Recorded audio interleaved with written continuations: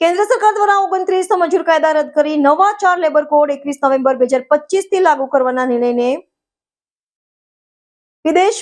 પ્રદેશવ્યાપી વિરોધના ભાગરૂપે આજે સુરતમાં પણ કાળો દિવસ મનાવવામાં આવ્યો છે. કેન્દ્ર સરકારની શ્રમ શક્તિ નીતિ તથા 4 લેબર કોડ રદ કરવાને લઈને સુરતમાં વિરોધ દેખાયો છે. વિરોધકર્તાઓનો આરોપ છે કે નવા લેબર કોડ કામદાર વિરોધી અને બંધારણ વિરોધી છે. તેમનું માનવું છે કે આ કોડ કામદારોના હિતને બદલે પૂંજીપતિ માલિકો, કોર્પોરેટર ઘરાના અને બહુરાષ્ટ્રીય કંપનીઓના દબાણ હેઠળ લાગુ કરવામાં આવ્યા છે. દેશની 10 કેન્દ્રીય ટ્રેડ યુનિયનો અને ફેડરેશન્સના સંયુક્ત મંચના આહવાન પર વિરોધ કાર્યક્રમો યોજાયા. સુરત ટ્રેડ યુનિયન કાઉન્સિલરે આ માટે જિલ્લા કલેક્ટર મારફતે કેન્દ્ર સરકાર અને વડાપ્રધાન નરેન્દ્ર મોદીને એક આવેદનપત્ર પણ મોકલ્યું છે.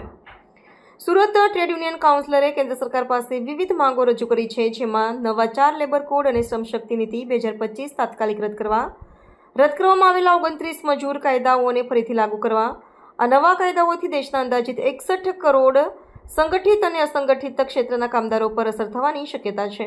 કેન્દ્ર સરકારે જે છે 29 મજૂર કાયદાઓને રદ કરીને નવા 4 લેબર કોડ દાખલ કરી દીધા છે, અમલ કરી દીધો છે 21મી તારીખથી.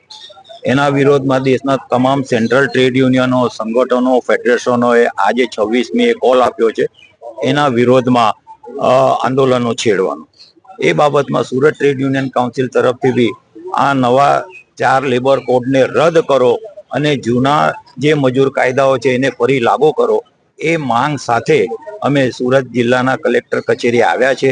સુરતના ટ્રેડ યુનિયન્સ વાળા આવ્યા છે, બધા અલગ અલગ ધંધા રોજગારના, અને એ અમે એક આવેદનપત્ર આપવાના છે. અને અમારી માંગ એટલી જ રહેવાની છે કે આ જે કેન્દ્ર સરકારે જે બિન લોકશાહી રીતે, બિન બંધારણીય રીતે જે લાગુ કર્યો છે એને અમે વિરોધ કરીએ છીએ.